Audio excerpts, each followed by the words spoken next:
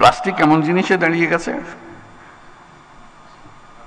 যে ক্রমাগত হুঙ্কার দিচ্ছে, হয় আমরা থাকবো না হয় তোমরা থাকবে,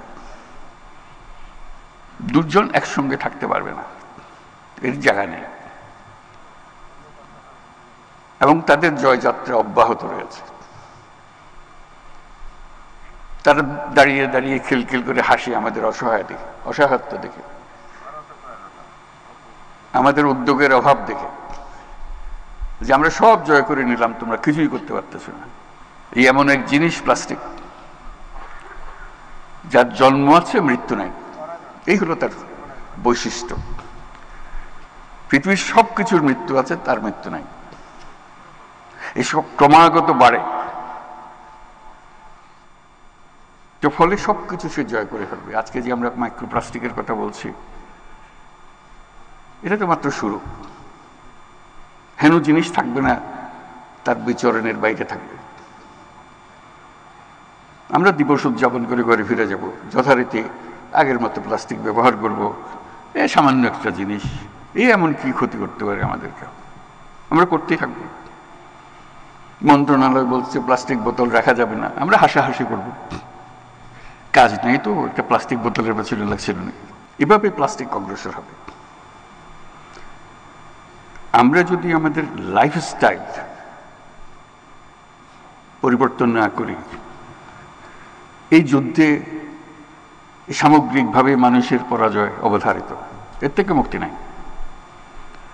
কিভাবে আমরা জীবন যাপন করব, তার মধ্যে এটা লিখিত হয়ে গেছে ফলাফল।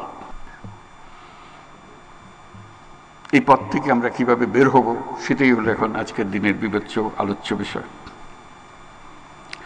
বিশ্বে প্লাস্টিক বর্জ্য ব্যবস্থাপনায় বাংলাদেশের অবস্থান ৯ম।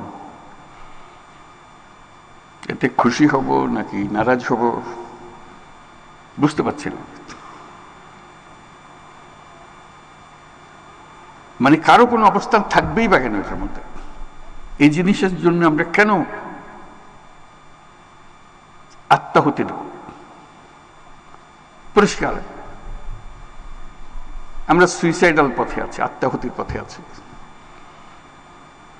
এবং সেটা শুধু একদিনে বসে আনুষ্ঠানিকভাবে সবাই বসে আলাপ করে বাড়ি ফিরে যাব, যথারীতি আবার আমাদের জীবন চলতে থাকবে ধ্বংসের পথে।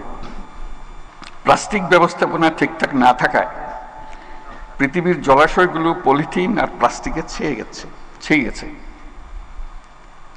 জীববৈচিত্র্য ধ্বংসের মুখে পড়ছে।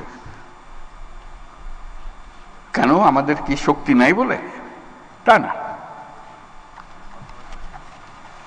আমরা পাত্তা দিচ্ছি না বলে। আমাদের কোনো গরজ নেই, চলছি তো, ঠিকই তো আছে। এই করতে করতেই আমাদের শেষ। এই দিবস পালনের মাধ্যমে যদি কিছুটা সজাগতা আমাদের কাছে আসে, নতুন দৃষ্টিভঙ্গি, নতুন কর্মোদ্যোগ আসে, তাহলে হয়তো একটা সম্ভাবনা সৃষ্টি হতে পারে। এখনো হয়নি, এখন আমরা অবলুপ্তির পথে, রক্ষা করার কোনো উপায় নাই।